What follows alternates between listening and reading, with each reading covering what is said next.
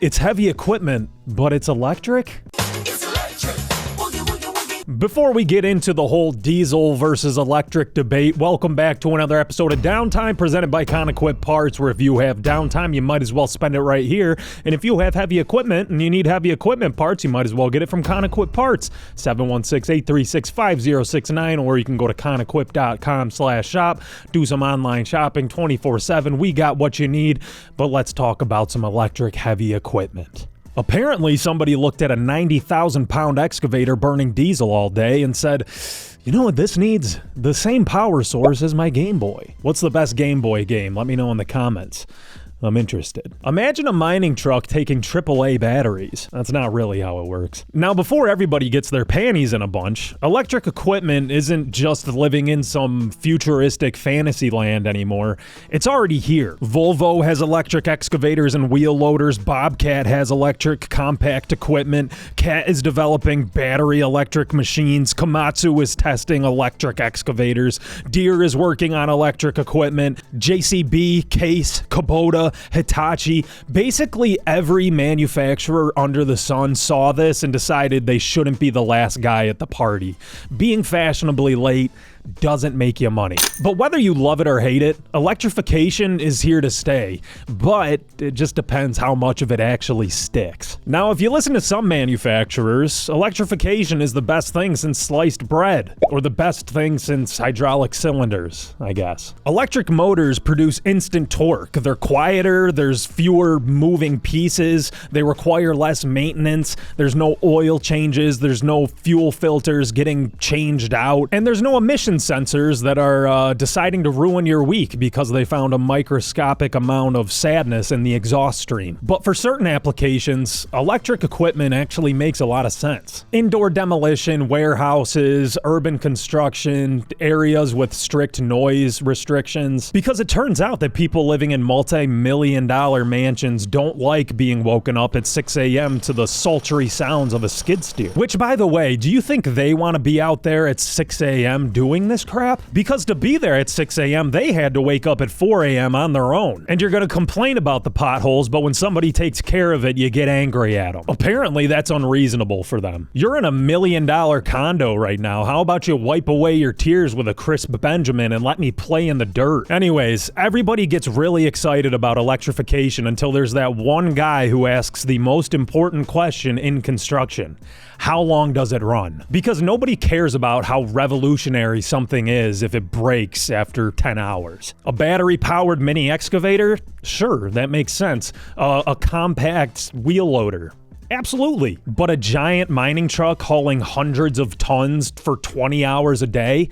Well, now we're getting into a territory where the batteries are actually bigger than some pieces of equipment. The larger the equipment gets, the harder electrification becomes. I mean, obviously, right? You need bigger batteries, obviously, more charging infrastructure, more cost, more power. And then somebody always says, why don't you just charge it overnight?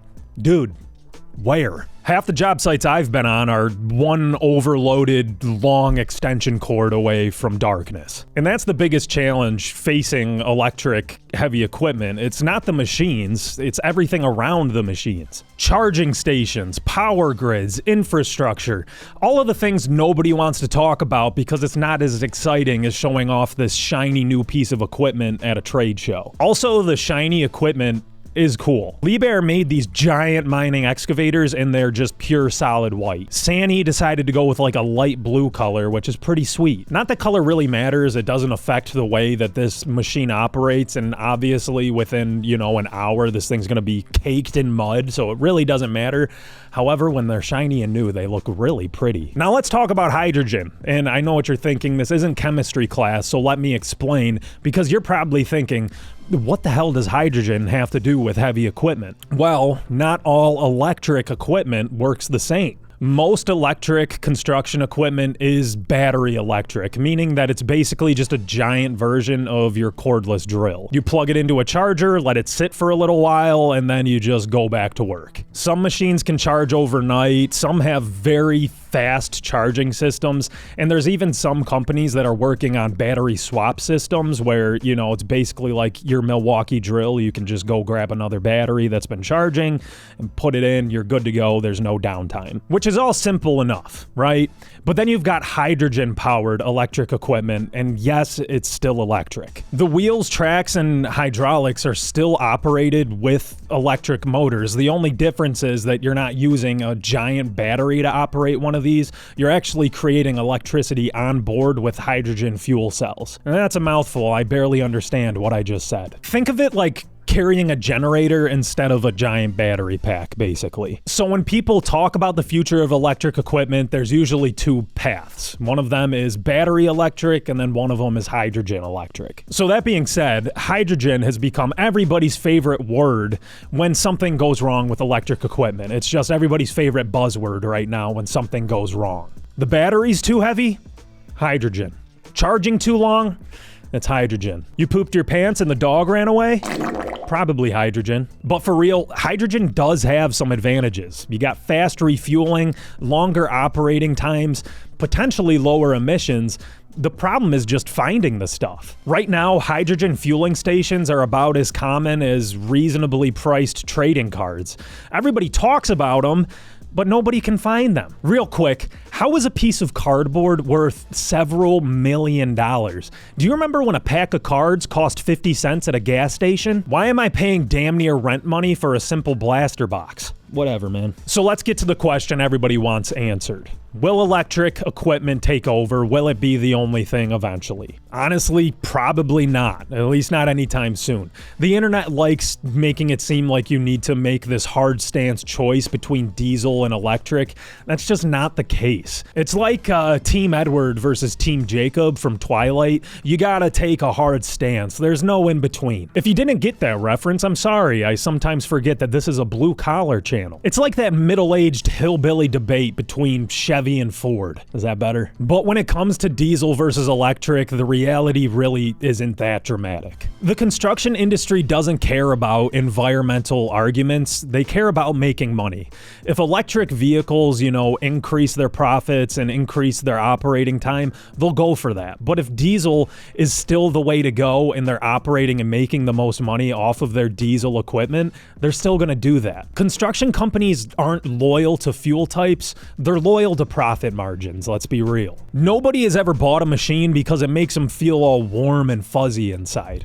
No, they bought it to buy a new vacation house or a new hunting property or another piece of equipment. What's more likely is that the future is just going to be a mix. Maybe you have electric compact equipment, but then hybrid midsize, and then you have giant diesel things for like the giant iron, Maybe hydrogen for certain applications. Different tools for different jobs, which is honestly how the industry has always worked. Now, are state officials and cities and the government gonna get involved and say, you need to be electrified? Hate to be the bearer of bad news, but absolutely. Some already are. Certain urban projects might require lower emission equipment, so governments might favor contracts that have all electric fleets, basically. Large corporations love sustainability goals because apparently there's nothing that gets executives more excited than a PowerPoint that has the word green on it. Freaking nerds. But does that mean that your diesel excavator is getting hauled away next year? Not a chance. This is construction we're talking about. We're talking about an industry where a machine built 20 years ago is still consistently making people money every single day. I mean, you can go 50 plus years if you wanna. Half the equipment on some job sites is old enough to remember MySpace. Diesel isn't disappearing tomorrow, not next year, probably not even within a decade, several decades, I don't know. But the best part is that both sides of the argument think that they're 100% right. You got one side thinking that electric equipment is literally going to save the world, and then the other side thinks that electric equipment will cause the literal apocalypse. But the truth probably lies somewhere in the middle. Electric equipment is definitely growing in popularity. The technology is getting better every year, battery prices are dropping, performance is getting getting better, but diesel still does some things very, very well. And until electric equipment can consistently outperform diesel, you're going to see a mix of both. You're not going to see just the pure eradication of diesel equipment. Because at the end of the day, contractors don't really care whether or not a piece of equipment runs on diesel, electric, hydrogen, dehydrated urine, or a team of highly motivated squirrels. Squirrel Team 6, if you will. If it starts every morning and makes people money, people will buy it. And if it doesn't, well, it'll be on Facebook Marketplace tomorrow with the description, runs great, just needs something minor. Don't you just love that? That's going to do it for today's episode, though, guys. Let us know how you feel about electric equipment in the comments. Be sure to like and subscribe if you found any value in this video at all. And if you want to be featured on the next episode, please give us a call, send us a text, send us a video, whatever you want at 716-929-5066. But be sure to tune in next week to enjoy your downtime with Downtime. Let me tell them, downtime, it's about time. Big bad problem, trying to strip it down line. Downtime, turning all the cash to dirt. Downtime, getting us back to work.